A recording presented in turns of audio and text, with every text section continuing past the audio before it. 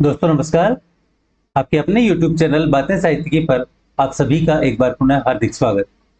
मित्रों, तुलसीकृत रामचरितमानस के द्वितीय सोपान अयोध्या कांड के पिछले वीडियो में हमने दोहा संख्या 36 तक की चर्चा की थी। हमने देखा कि दशरथ अनेकों प्रकार से कैकेयी को समझाकर और यह कहकर कि तू क्यों सर्वनाश कर रही है, पृथ्वी पर गिर पड़े, किंतु कपट करने में चतुर कैकेयी कुछ बोली नहीं, मानो मशान सिद्ध कर रही हो, शव सिद्ध कर रही हो। आइए मित्रों, आगे की कथा देखते हैं। तुलसी लिखते हैं कि राम राम रट विकट भुआलू, जनु बिनु पंख बिहंग बेहालू, हृदय बनाव भोरु जनि होई, राम ही जाई कहे जनि कोई।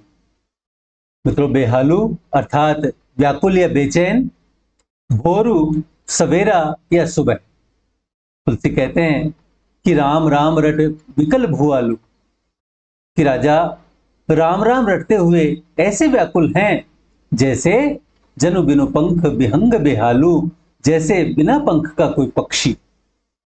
हृदय मनाव भोरु जनि होई, राम ही जाई कहे जनि कोई।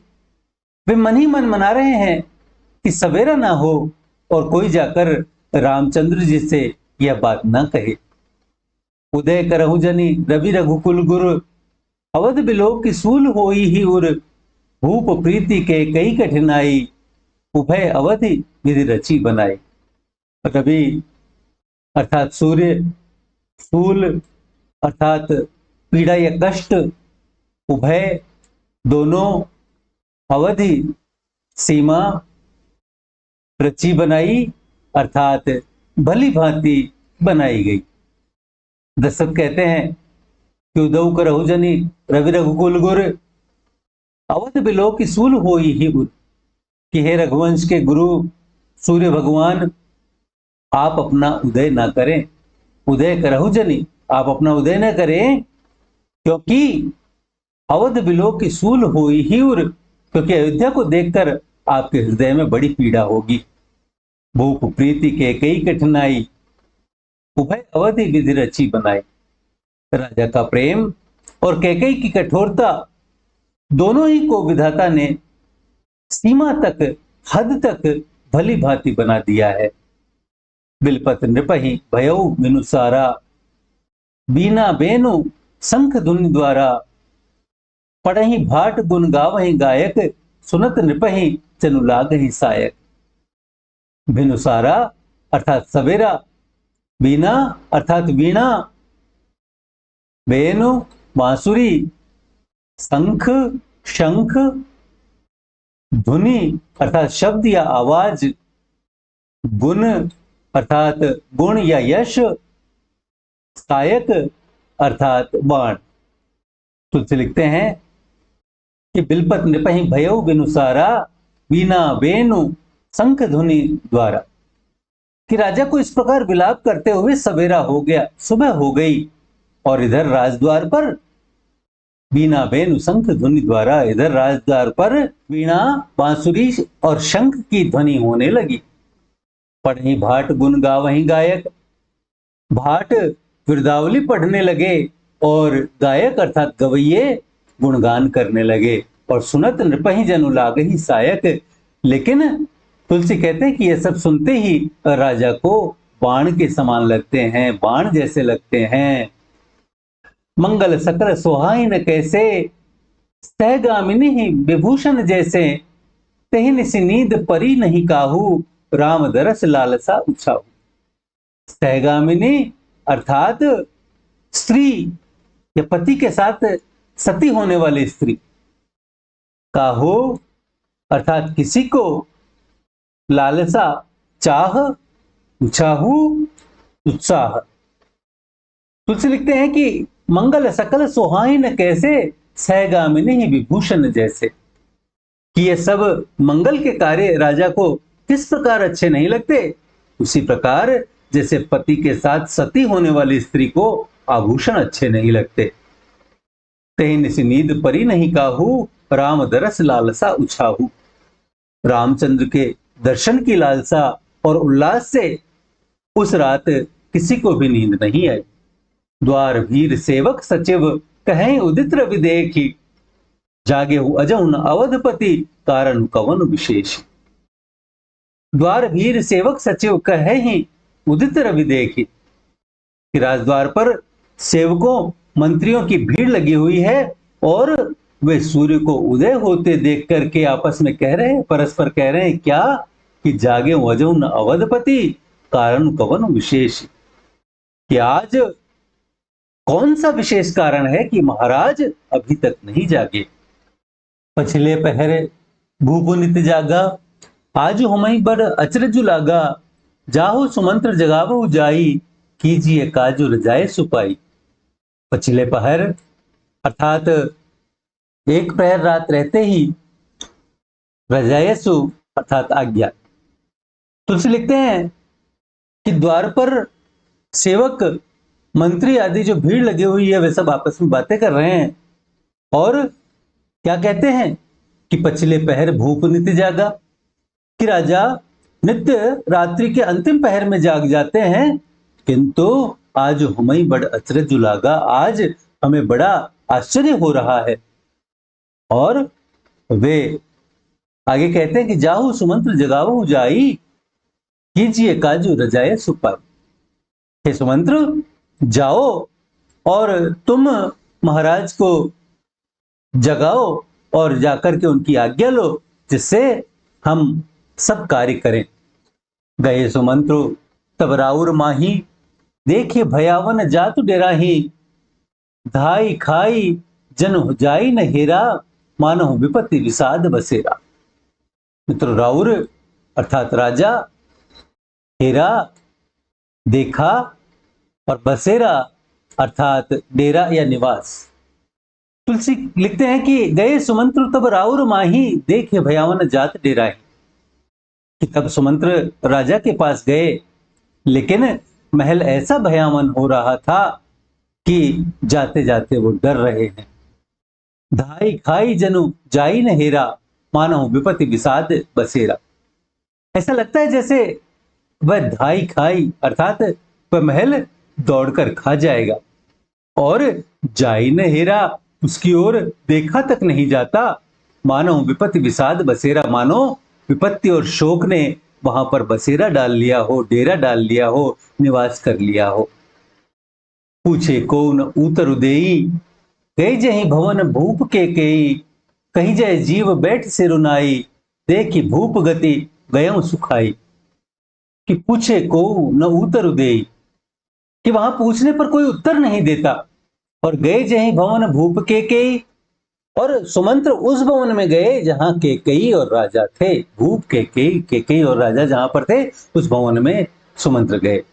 कही जय जीव बैठ से रुनाई, जय जीव कहा और सिर नवा करके अर्थात प्रणाम करके बैठ गए, और देखी भूप गति गयो सुखाई, और राजा की दशा देख करके सूख गए। सोच विकल विमरन मही परेऊ, मानहु कमल मूल परिहरेऊ, सचिव सभीत सकई नहीं पूछी, बोली अशुभ भरी शुभ छूछी। शुभ छूछी अर्थात शुभ रहित या शुभ से शून्य। तुलसी लिखते हैं कि सोच विकल विवरण मही परेऊ, मानहु कमल मूल परिहरेऊ, कि राजा चिंता से व्याकुल हैं, उनके चेहरे का रंग उड़ गया है और पृथ्वी पर ऐसे पड़े हुए हैं जैसे जड़ से उखाड़ा हुआ कमल पड़ा हो। मूल परिहरेऊ, जड़ से उखाड़ा हुआ कमल मानो पृथ्वी पर पड़ा हो, ऐसे वे पृथ्वी पर पड़े हैं। और सचिव सभीत सकई नहीं पूछी, बोली अशुभ भरी शुभ छूछी। मंत्री डर के मारे कुछ पूछते नहीं हैं, तब बोली अशुभ भरी शुभ छूछी। वह अशुभ से भरी हुई और शुभ रहित के कई बोली। क्या बोली कि परी न राज ही नींद निसी, हेतु जान जगदीशु, राम राम रटि भोरु की है, कहे न मरम महीस। मित्रों हेतु कारण, मरम भेद और महीशु अर्थात राजा।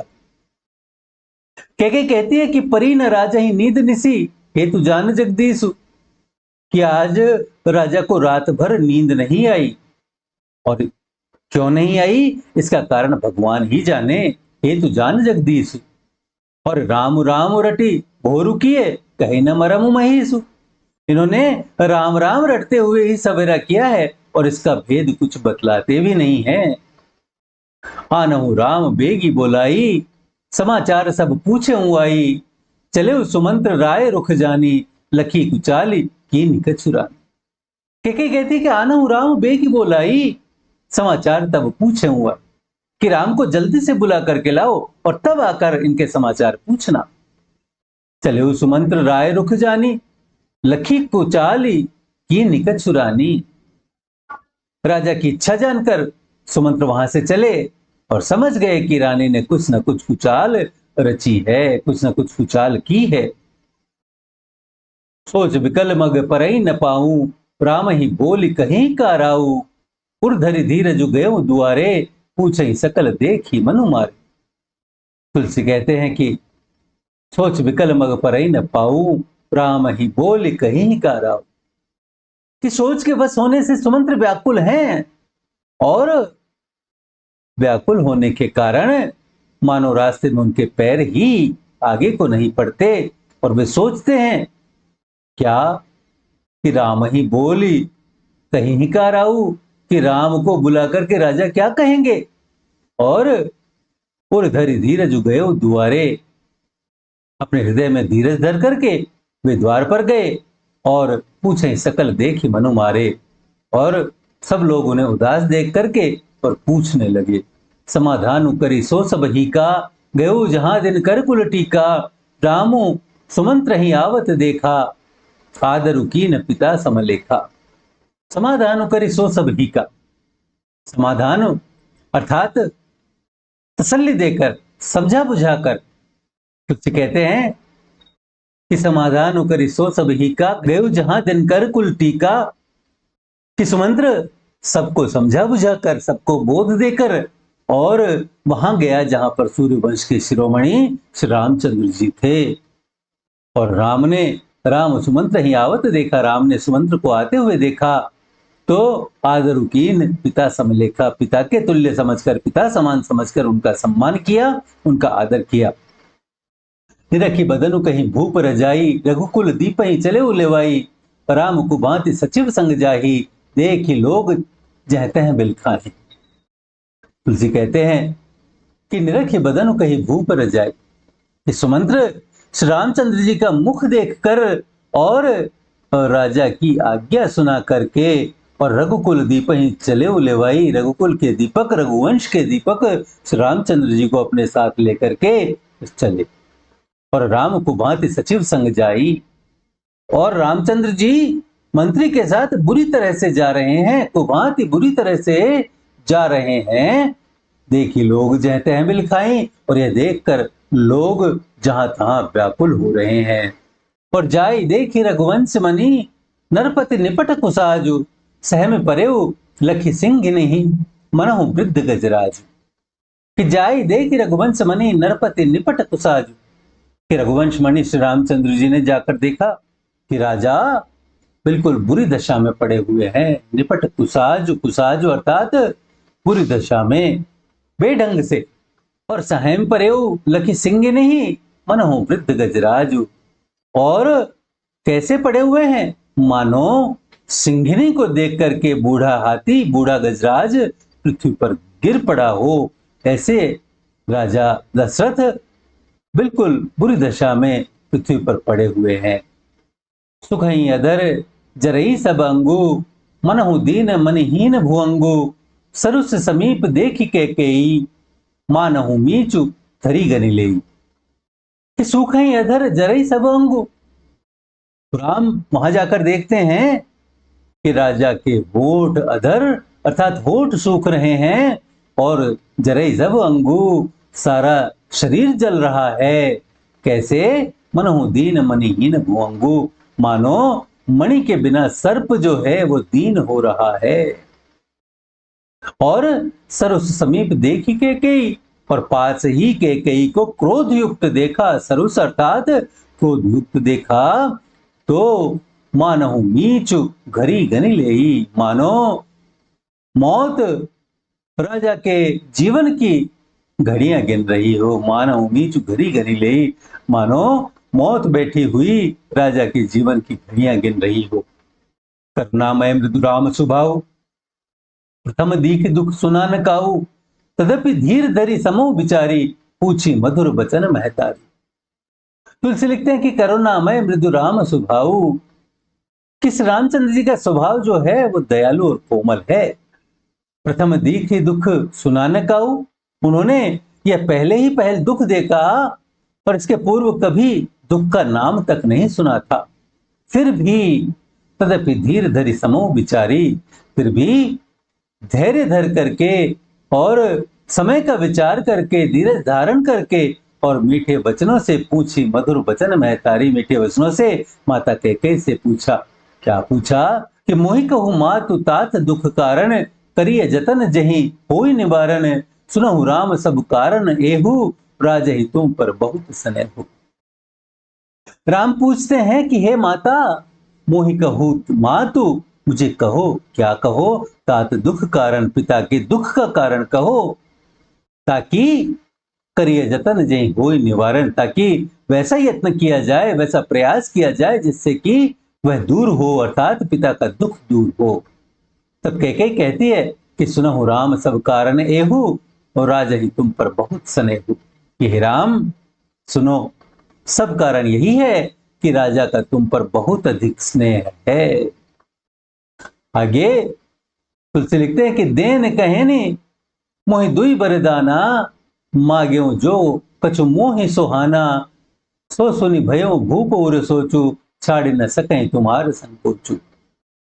कैकेयी कहती है कि राजा ने देन कहने मोहि दुई वरदाना, राजा ने मुझे 2 वरदान देने के लिए कहा था, और माग्यो जो कछु मोहि सुहाना, और मुझे जो कुछ अच्छा लगा मैंने मांग लिया।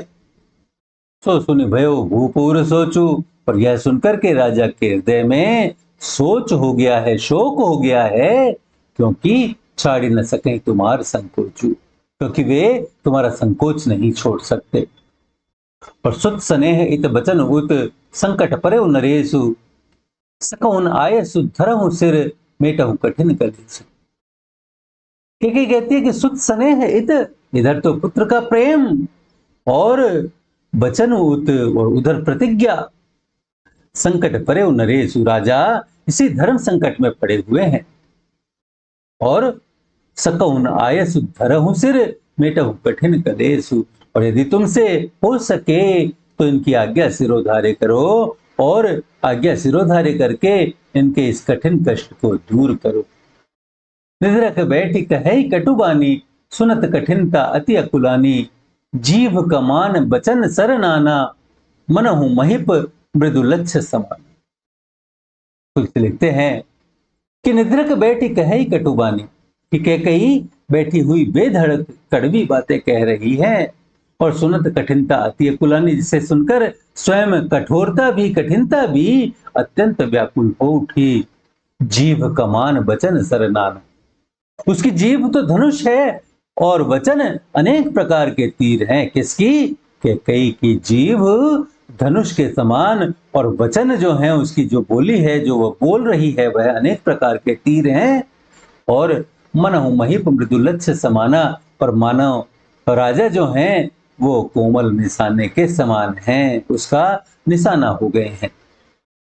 जनु कठोर पनु धरे शरीरु, सिखई धनुष विद्या बर वीरु, सब प्रसंग रघुपति ही सुनाई, बैठी मनहु तनु धरि निठुराई। तुलसी लिखते हैं कि जनु कठोर पनु धरे शरीरु, इस प्रकार से तैयार होकर के, और मानो कठोरपन स्वयं श्रेष्ठ वीर का शरीर धारण करके और धनुष विद्या सीख रहा हो, सिखाई धनुष विद्या बरबीरु, और सब प्रसंग रघुपति ही सुनाए।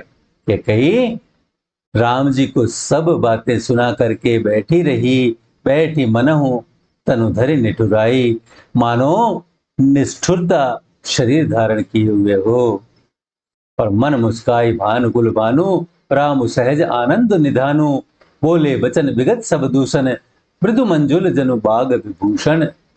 तुलसी कहते हैं कि मन मुस्काई भानुकुल भानु, कि भानुकुल भानु और सहज आनंद निधानो, कि स्वाभाविक आनंद के भंडार, और भानुकुल भानु अर्थात सूर्य कुल के सूर्य कौन, श्री रामचंद्र जी।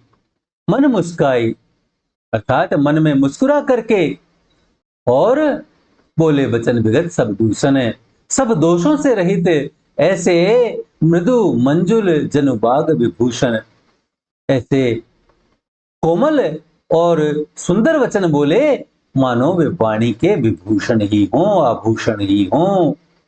बाग विभूषण अर्थात वाणी के भूषण, वाणी के आभूषण। सुन जननी सोई सुत बड़भागी, जो पितु मातु बचन अनुरागी, तनय मातु पितु तोष निहारा, दुर्लभ जननी सकल संसार। राम कहते हैं कि हे माता, सुन जननी सोई सुत बड़भागी, हे माता सुनो, वही पुत्र अत्यंत भाग्यवान है। कौन सा? जो पितु मातु वचन अनुरागी, जो माता पिता के वचनों का प्रेमी है, अर्थात उनकी आज्ञा का पालक है। तनय मातु पितु तोष निहारा, माता पिता को प्रसन्न करने वाला पुत्र। दुर्लभ जननी सकल संसारा, हे माता, माता पिता को प्रसन्न करने वाला पुत्र सारे संसार में दुर्लभ है, अर्थात आसानी से नहीं मिलने वाला है। मुनिगण मिलन विशेष वन, सबहि भांति हित मोर, तहि मैं है पितु आयस बहुरी, सम्मत जननी तोरी। राम कहते हैं कि मुनिगण मिलन विशेष वन, सबहि भांति हित मोर, कि वन में विशेष रूप से मुनियों से मिलना होता है, और वहां तो सभी प्रकार से मेरा कल्याण है। सबहि भांति हित मोर, और तहि मैं पितु आयस बहुरी, सम्मत जननी तोरी, और उसमें भी पिता की आज्ञा और फिर तुम्हारी भी तो सम्मति है। राम आगे कहते हैं कि भरत प्राण प्रिय पावहि राजू, विधि सब विधि मोहि सन्मुख आजू, जो न जाऊं बन ऐसे उकाजा, प्रथम गनीय मोहि मूढ़ समाजा। राम कहते हैं कि भरत प्राण प्रिय पावहि राजू, कि मेरे प्राण प्रिय भरत राज्य पाएंगे, और विधि सब विधि मोहि सन्मुख आजू, मेरे तो सब प्रकार से विधाता अनुकूल हैं। और जो न जाऊं बन ऐसे उकाजा, प्रथम गनीय मोहि मूढ़ समाजा, और यदि ऐसे कार्य के लिए भी मैं वन न जाऊं तो मेरी गणना मूर्ख मंडली में सबसे पहले होनी चाहिए। प्रथम गणीय सबसे पहले गणना होनी चाहिए, किसमें? मूढ़ समाजा, मूर्ख मंडली में। आगे कहते हैं कि से वही अरहु कलप तरु त्यागी, परिहरि अमृत लहि विसु मांगी, और तेउ न पाई अस समौ चुकाई, देखो विचारी मातु मन माई। कि से वही अरंडु कलप तरु त्यागी, परिहरि अमृत लेहि विसु मांगी। राम कहते हैं कि जो मनुष्य कल्पतरु त्यागी, कल्प वृक्ष को छोड़ करके, और अरंडू अरंडी के पेड़ को, अरंडी के वृक्ष की सेवा करते हैं, और परिहरि अमृत लेहि विष मांगी, और अमृत को छोड़ करके विष मांगते हैं, तेउ न पाई अस समो चुकाहे, देख विचार मातु मन माही। हे माता, तुम अपने मन में विचार करके देख लो, वे लोग भी ऐसा अवसर पा करके नहीं चूकते। कौन लोग? जो कल्प वृक्ष को छोड़ करके अरंडी के वृक्ष की सेवा करते हैं, और अमृत को छोड़ करके विष मांग लेते हैं, ऐसे लोग भी ऐसा अवसर पा करके चूकते नहीं है। आगे राम कहते हैं कि अम्ब एक दुख मोहि विशेषी, निपट बिकल नरनायक देखी, थोर ही बात पितहि दुख भारी, होती प्रतीति न मोहि महतारी। राम कहते हैं कि अंबु एक दुख मोहि विशेषी, निपट बिकल नरनायक देखी। किंतु हे माता, महाराज को अत्यंत व्याकुल देख करके और मुझे विशेष रूप से यही एक दुख हो रहा है। क्या दुख हो रहा है? कि थोड़ी ही बात पितहि दुख भारी, होती प्रतीति न मोहि महतारी। कि इस छोटी सी बात के लिए पिता इतने अधिक दुखी क्यों हैं? होती प्रतीति न मोहि महतारी। अतः हे माता, मुझे इस पर विश्वास नहीं होता। धीर गुण उदद उगाधु, भा मोहिते कछु बड़ अपराधु, जाते मोहि न कहत कछुराऊ, मोहि सपत तो ही कहूं सती भाऊ। राम कहते हैं कि राव धीर गुण उदद अगाधु, भा मोहिते कछु बड़ अपराधु। कि राजा तो बड़े धीरवान और गुणों के अथाह समुद्र हैं, उदधि अगाधु अथाह समुद्र हैं। और ऐसा लगता है कि भा मोहिते कछु बड़ा अपराध कि मुझसे अवश्य ही कोई बड़ा अपराध हुआ है, तभी तो जाते मोहि न कहत कछुराऊ, और मोरी शपथ तो ही कहूं सती भाऊ। और इसी कारण से महाराज मुझसे कुछ नहीं कहते। हे माता, आपको मेरी सौगंध है, आप सच्चे भाव से अर्थात सच सच कहो। तुलसी लिखते हैं कि सहज सरल रघुबर बचन कुमति कुटिल करि जान, चले जोंक जल वक्र गति यद्यपि सलिल समान। तुलसी लिखते हैं कि सहज सरल रघुबर वचन कुमति कुटिल कर जान, कि रघुवंश में श्रेष्ठ श्री रामचंद्र जी के स्वाभाविक और सीधे वचनों को भी वह दुर्बुद्धि के कई टेढ़ा ही समझती है। कुमति कुटिल कर जाने, उस दुर्बुद्धि के कई ने टेढ़ा ही समझा। और कैसे टेढ़ा समझा? ठीक उसी प्रकार चले जोग जल वक्र गति यद्यपि सलिल समान। जिस तरह यद्यपि जल समान ही रहता है अर्थात बराबर ही रहता है, तो भी जोंक टेढ़े ही चलती है, उसी प्रकार राम की इस सरल और सीधी बात को भी कैकेयी टेढ़ा ही समझती है। रहसी रानी राम रुख पाई, बोली कपट सनेहु जनाई, शपथ तुम्हार भरत के आना, हेतु न दूसर मैं कछु जाना। कि रहसी रानी राम रुख पाई, बोली कपट स्नेहु जनाई, कि रामचंद्र जी का रुख पा करके और कैकेयी कपट पूर्ण स्नेह दिखाती हुई बोली क्या कि शपथ तुम्हार भरत के आना, हेतु न दूसर मैं कछु जाना। कि तुम्हारी और भरत की सौगंध, मैं दूसरा कारण कुछ भी नहीं जानती। तुम अपराध जोगु नहीं ताता, जननी जनक बंधु सुखदाता, राम सत्य सबु जो कछु कहु, तुम पितु मातु बचन रत है। कैकेयी कहती है कि हे पुत्र, तुम अपराध जोगु नहीं ताता, तुम अपराध के योग्य नहीं हो, क्योंकि जननी जनक बंधु सुखदाता, तुम तो माता पिता और भाइयों को सुख देने वाले हो। राम सत्य सबु जो कछु कहु, हे राम, तुमने जो कुछ कहा है वह सब सत्य है।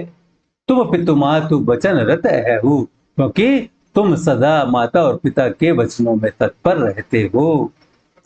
पिता ही बुझाई कहूं बलि सोई, चौथे पन जही अज सुन होई, तुम सम सुवन सुकृत जही दीने, उचित न तासु निरादर कीन्हे। पिता ही बुझाई कहूं बलि सोई, चौथे पन जही अज सुन होई।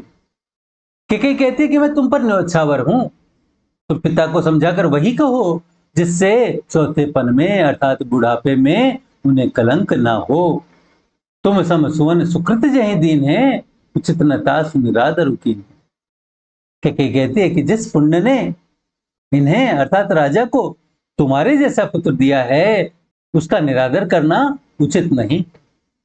लागहि कुमुख बचन शुभ कैसे, मगह गया दिक तीर्थ जैसे, राम ही मातु बचन सब भाई, जिम सुरसरी गत सलिल सुहाए। तुलसी लिखते हैं कि कैकेयी के बुरे से मुख में वे शुभ वचन कैसे लगते हैं।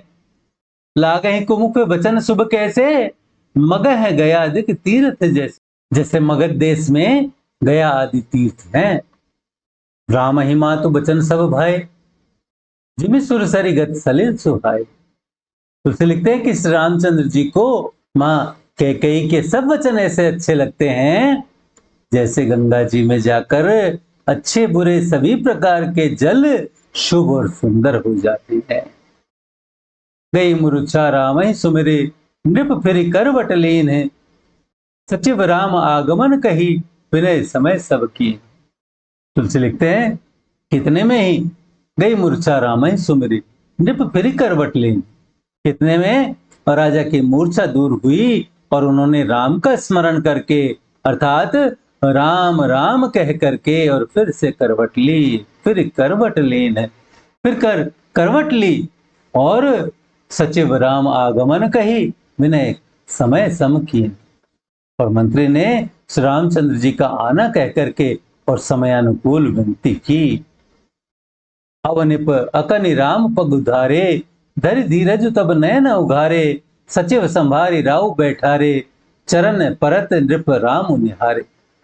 जब राजा ने सुना अवनिप अकनि राम पग धारे कि रामचंद्र जी पधारे हैं, श्री रामचंद्र पधारे हैं, तो फिर धरि धीरज तब नयन उघारे, और उन्होंने धीरज धर करके और नेत्र खोले हैं, और सचिव संभारी राव बैठारे, चरण परत नृप राम निहारे। मंत्री ने संभाल करके राजा को बैठाया और राजा ने श्री रामचंद्र जी को अपने चरणों में पड़ते हुए अर्थात प्रणाम करते हुए देखा। लिए स्नेह विकल उरलाई, गे मनी मनहु फनिक फिर पाई, राम ही चितई रहेउ नर नाहु, चला बिलोचन बारी प्रबाहु। तुलसी लिखते हैं कि लिए स्नेह विकल उरलाई, गे मनी मनहु फनिक फिर पाई। कि स्नेह से विकल राजा ने राम को हृदय से लगा लिया। कैसे? गे मनी मनहु फनिक फिर पाई, मानो सांप ने अपनी खोई हुई मणि फिर से पाली हो। और राम ही चितई रहेउ नर नाहु, चला बिलोचन बारी प्रवाह। राजा दशरथ राम को देखते ही रह गए और उनके नेत्रों से आंसुओं की धारा बह निकली। आगे तुलसी लिखते हैं कि शोक विवश कछु कहे न पारा, हृदय लगावत बारह ही बारा, विधि मनाव राव मन माही, जय रघुनाथ न कानन जा। कि शोक विवश कछु कहे न पारा और हृदय लगावत बारह ही बारा, कि शोक के विशेष वश में होने के कारण राजा कुछ कह नहीं पाते और वे बार बार श्री रामचंद्र जी को हृदय से लगाते हैं। हृदय लगावत बारह ही बारा और विधि मनाव राव मन माही, जय रघुनाथ न कानन जाहि। और राजा मन ही मन ब्रह्मा जी को मनाते हैं कि जिससे श्री रघुनाथ जी वन को ना जाएं। सुमिरि महेश ही कहें निहोरी, विनती सुनहु सदा सेव मोरी, आशुतोष तुम अवढर दानी, आरती हरहु दीन जन जान। और राजा दशरथ फिर महादेव जी का स्मरण करके उनसे निहोरा करते हैं कि सुमिरि महेश ही कहें निहोरी। निहोरा करके मनवार करके कहते हैं क्या? विनती सुनहु सदा शिव मोरी, हे सदा शिव आप मेरी विनती सुनिए। आशुतोष तुम औढ़रदानी, आप आशुतोष हैं, अर्थात आशु माने शीघ्र, तोष माने तुष्ट होने वाले, प्रसन्न होने वाले, आप शीघ्र प्रसन्न होने वाले हैं। और अवधरदानी हैं अर्थात मुंह मांगा वरदान देने वाले हैं, मुंह मांगा देने वाले हैं। और इसलिए आरती हरऊं दीन जनु जानी, मुझे अपना दीन सेवक जान करके और आप मेरे दुखों को दूर कीजिए।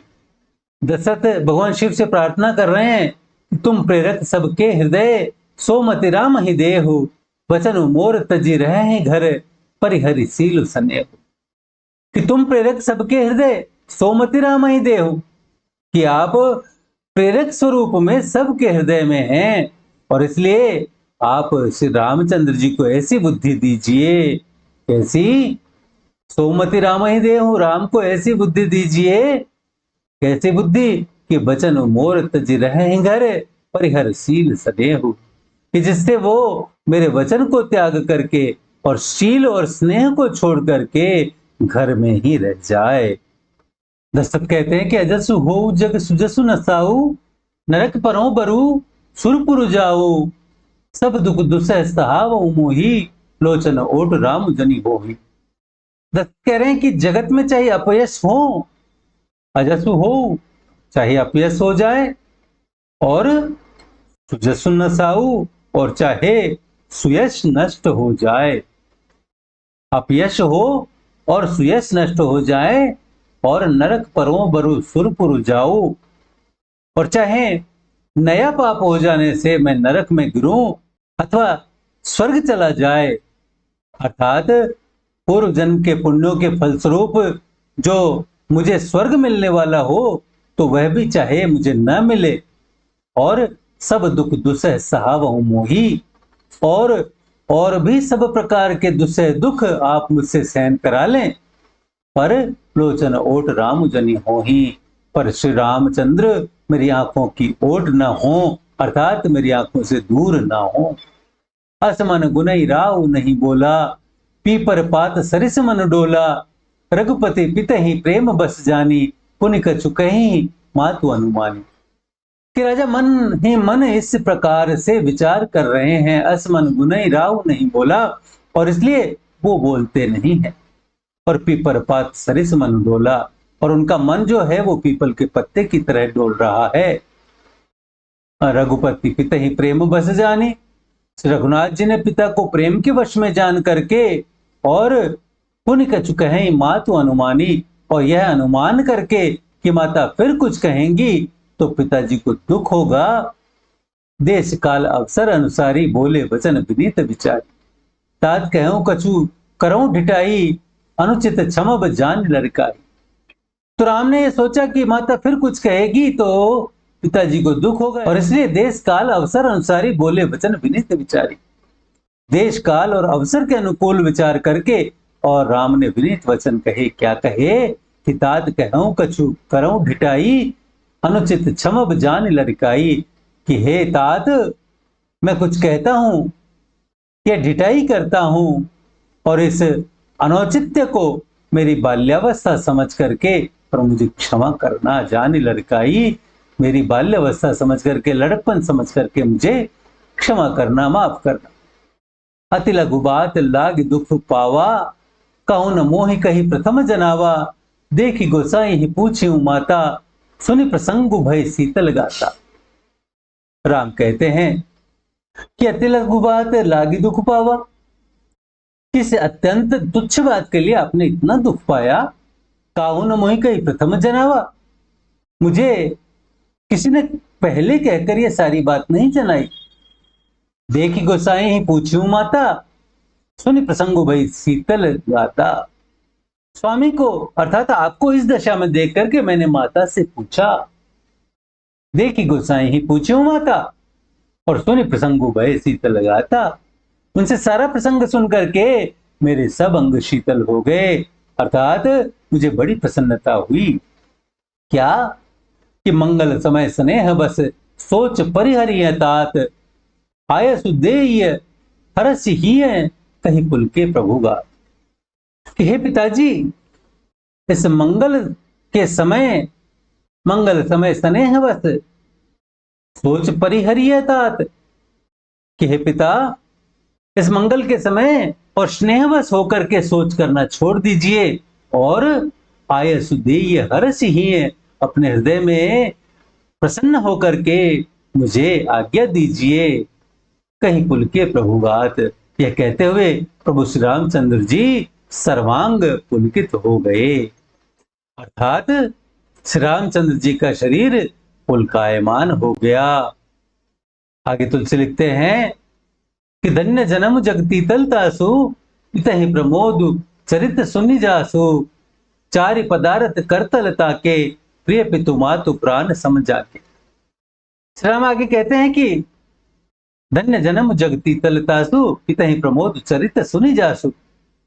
कि उस पुत्र का जन्म इस संसार में धन्य है जिसका चरित्र सुनकर पिता को आनंद हो। पितहि प्रमोद चरित सुनि जासु। और चारि पदार्थ करतलता के, प्रिय पितु मातु प्राण समझा के। कि चारों पदार्थ अर्थात धर्म, अर्थ और काम और मोक्ष, के चारों पदार्थ उसी के हाथ में हैं जिसको माता पिता प्रिय पितु मातु प्राण समझा के, जिसको माता पिता प्राणों के समान प्रिय हो। और आय सुपाल जन्म फल पाई, ए हूं बेगी हो रजाई। विदा मातु सन आवो मांगी, चली हूं बनाई बहुरी पगला। कि आये सुपाली जन्म फल पाई, कि आपकी आज्ञा का पालन करके और जन्म का फल पा करके आई हूं बेगी ही हो रजाई, मैं शीघ्र ही लौट आऊंगा। और इसलिए आप प्रसन्नता पूर्वक मुझे आज्ञा देते हैं। विदा मातु सन आवो मांगी, चले हूं बने ही बहुरी पगला। मैं माता से भी आज्ञा मांगाता हूं और वन चलते समय फिर आपको प्रणाम करके तो जाऊंगा। अस कहीं राम गौन तब कीन्हा, भूप शोक बसु उतर न दीन्हा, नगर व्यापी गई बात सुतीछी, छुअत चढ़ी जनु सब तन बीछी। तुलसी लिखते हैं कि ऐसे कहीं राम गवन तब कीन्हा, कि ऐसा कहकर श्री रामचंद्र जी वहां से चले गए और भूप शोक बसु उतर न दीन्हा, और राजा ने शोकवश होने के कारण कुछ उत्तर नहीं दिया। और नगर व्यापी गई बात सुतीछी, और यह अप्रिय बात नगर भर में इस प्रकार से फैल गई जैसे छुअत चढ़ी जनो सब तन बीछी।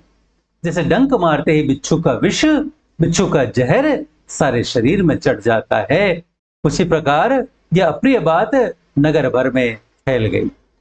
सुनि भय विकल सकल नर नारी, बेल बिटप जिम देखी दवारी, जो जह सुनई धुनई सिरु सोई, बड़ विषादु नहीं धीरज होई। तुलसी कहते हैं कि सुनि भय विकल सकल नर नारी, बेल बिटप जिम देखी दवारी। के संवाद सुनते ही सभी स्त्री पुरुष इस प्रकार व्याकुल हो उठे जैसे वन में लगी हुई आग को देख करके और लताएं और वृक्ष व्याकुल हो जाते हैं।